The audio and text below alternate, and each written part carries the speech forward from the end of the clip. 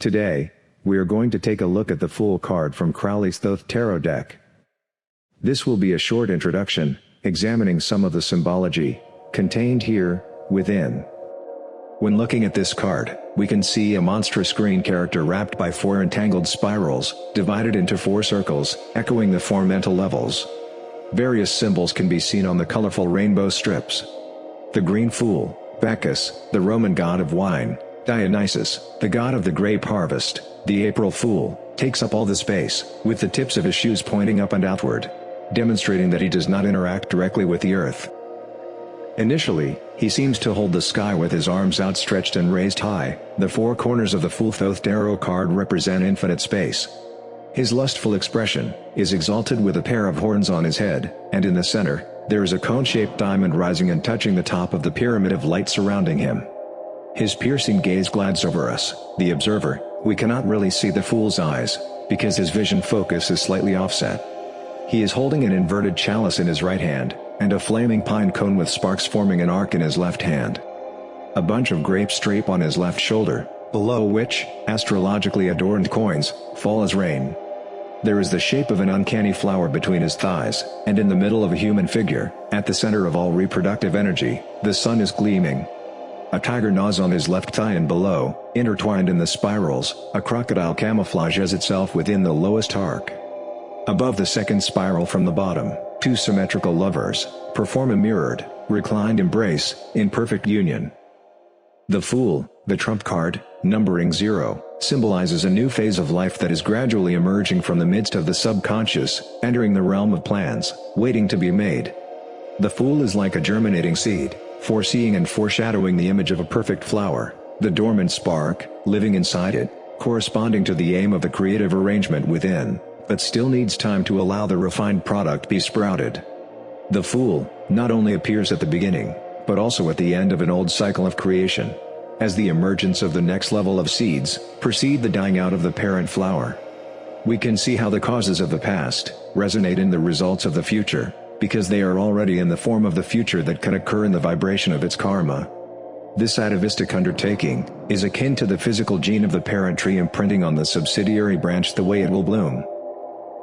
The Fool clumsily occupies almost the entire space, whilst not standing grounded, but hanging in the air. This is symbolic of the loss of aim or general lack of direction, or even poor proximal awareness.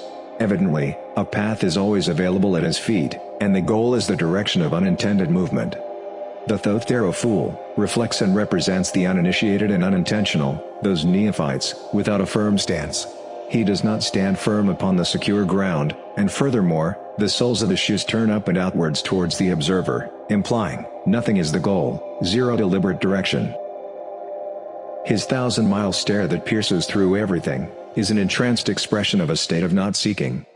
In the curse of this look, the Fool is experiencing himself beyond all forms of space and time of thought.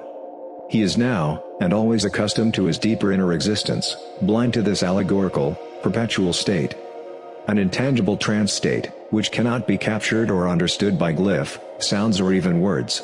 This carries within it the possibilities that have yet to even form. The horns on his head are centered by a gleaming crystal pyramid of light.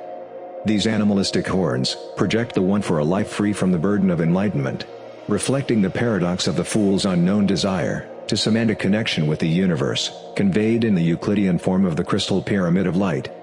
However, the Fool can only express this desire for connection via ego, and can only access Promethean rewards from heaven, in a state of nowhere, suspension, or divinely blessed accident. The territory of the holiest of gods, which sojourns far beyond all visualizations and conceptual space, rises inside the pyramid behind him. The inverted watery chalice in his right hand and the fire in his left hand are powerful symbols of alchemy. The pine cone ablaze in his right hand represents the calcification of the pineal gland, the razing to the ground of enlightenment, or the burning blind of the third eye. The alchemist's highest goal is to transform the basic into something more advanced, through the connection of things that seem completely opposed. The combination of the plasma state of fire, and liquid matter of water, conjure the unseen revelation of the ethereal presence of gaseous steam. Although not depicted, it remains present as an effect of the union delineated. That is all for this card. Once I have gone through the Atu, I have the intention to go even deeper, but for now, I have found the best resource for this subject on YouTube. Please check out the links below the video title.